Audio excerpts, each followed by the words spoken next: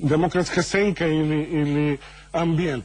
И токму затоа во серијата на Студио 2 околу она што во овој момент се случува на планот на релациите новинарство, политика, општествено јавно мислење, ја продолжуваме дебатата. Дотолку повеќе што освен овој стереотип на така речена поделба на патриоти и предавници, во еден момент се појавија и деликатни или смислено безсмислени делби дека ние или преку новинарските текстови Македонија и помага на Грција, не баре сме ние испостави на грчките служби во Македонија и да не редам се што можеше или се што се случи во Македонија.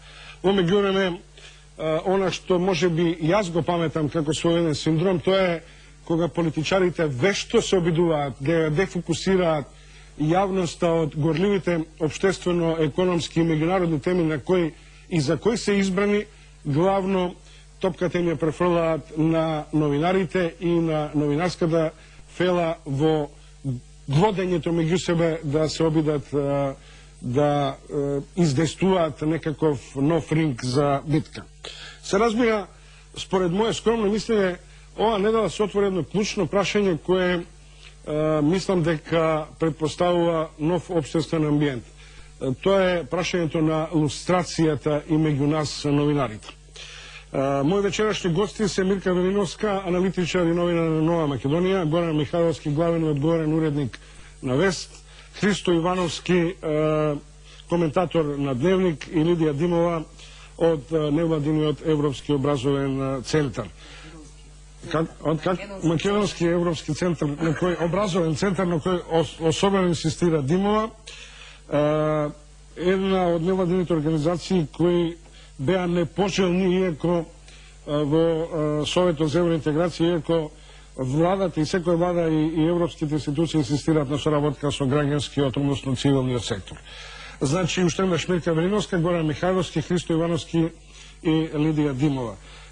И веднаш ме интересира мојот колега Горан Михайловски, прашам кој беше мотивот за насловна страница во која ги повика новинарите да го бойкотираат шефот на државата Ѓорѓе Иванов, кој инаку се прочу со своједни флоскули и небулози од тоа дека компромис е компромис, па тоа дека ние исто така сме своједни јаничари или петоколонаши на грчката тајни служби или на грчката одбрана пред Хашкиот суд на правдата. Горе, што е тоа што те тера да го бойкотираме шефот на државата? Тоа е повеќе, да речеме, еден изблик на очај, бидејќи кај нас секогаш ќе се напише нешто, па поминува за 2 дена и толку. Така да и оваа изјава на председателот на државата ќе се заборави многу брзо.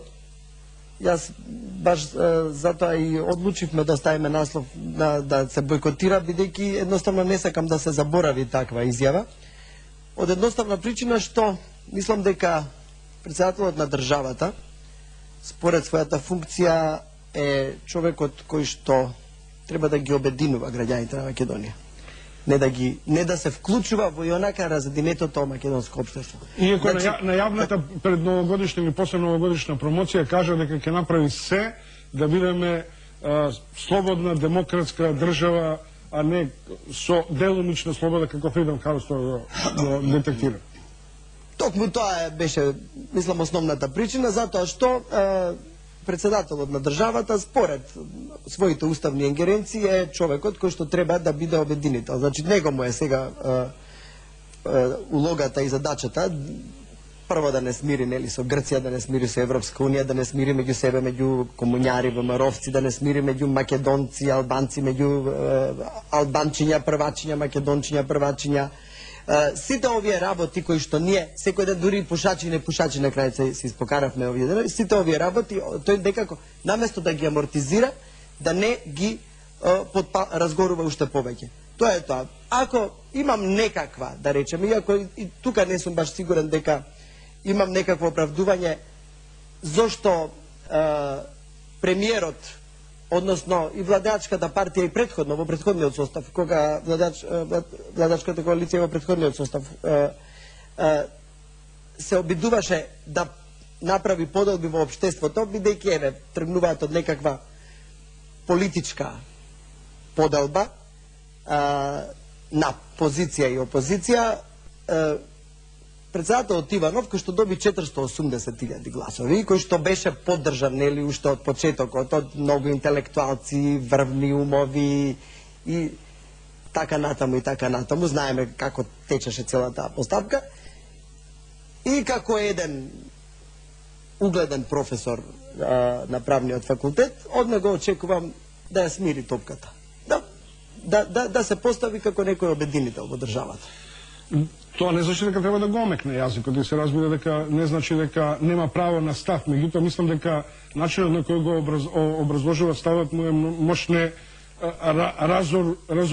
разоружувачки во однос на општиот амбиент. Иако нема висок рейтинг. Може би е несоодветен, да речеме. Добро, уште само на почетокот, зошто Лидија Димова? Затоа што невладиниот сектор доби, да кажем, грубо шлаканица на една седница на Советот за евроинтеграција, кога беше прогласен како не персона нон грата, персона без идентификација. Станавте исто така некаква пета колона, иако и премиерот и Советот за евроинтеграција инсистира на соедна рецензија или на активно вклучување на невладиниот сектор. Дали мислите дека тоа е израз на општиот тренд на некакви недемократски постапки во македонското општество? Па, апсолутно. Ние бевме 3,5 часови изложени на не знам што све не се кажа на тој совет. Мислам, среќа што се имитуваше директно, така што некој ако е заинтересиран може да чуе. И при тоа не ни беше дадено за право да можеме да вратиме, значи да даде какво било оправдување, зошто го правиме. Интересно беше што тоа се случи на крајот на годината, значи после година дена наше постојано присуство, и ние бевме едни од тие ретки кои што секогаш беа присутни на седниците. За разлика од некои други што беа отсутни, ние бевме таму од првата седница до последната со нашиот мониторинг. Ги интервјуиравме повеќе од половината од представниците на Советот и знаеа, методологијата ја знаеа, све знаеа. И одеднаш на последната седница се случи тоа што се случи. И се разбира дека имаше задна намера тоа, не беше толку да се нападне нашето присуство таму, како невладин сектор, туку зашто ние, од тие невладини организации кои што ги има во Македонија, зашто токму ние сме присутни, дури едно од оправдувањата кои што Александар Николовски патеникот го кажа, зашто баш тие, затоа што имаме ние во Македонија 100 организации што се занимаваат со Европска унија. Јас не знам дека имаме 100 организации кои што се занимаваат со Европска унија, ако имаме милионија, меѓутоа причината зашто ние бевме таму беше реално да го следиме Советот како работи, да даваме препораки за да може да се подобри позицијата со оглед на улогата која што ќе има Советот во моментот кога ќе започнат преговорите. Повеќето од препораките што ние во нашите извештаи ги дадовме, иако беа критичка обсервација, значи ако требаше некој да се навреди, требаше да се навреди председателот на Советот, Радмила Шекеринска. Повеќето од тие препораки беа прифатени. Значи ние ја помагаме цела интеграцијата на Република Македонија. Добро, за сите, а пред се за Велиновска и за Ивановски, зошто во клучни моменти, кога општеството се наоѓа пред решавачки проблеми, односно пред решавање на одредени општествени и меѓународни проблеми, одеднаш тема сами по себе, сами за себе се новинарите и невладиниот сектор? Мирка? Значи, за да ти одговорам, морам да ти упатам забелешка уште на почетокот како ја најави темата. Значи, новинарите се дел од јавниот простор, од јавната сцена, а тие креираат јавно мислење, значи се одговорни субјекти и немаат право да бараат за себе во државата специјален статус на поштедени или над, да речеме, над законски, да. Значи, ние сме полнолетни, одговорни луѓе и прифаќаме да бидеме дел од јавната сцена. Според тоа, не сме така и да бидеме така. Поготово, бидејќи темата ви беше упатена нели до Горан Михайловски да се бойкотира председателот на државата, јас морам да ти кажам дека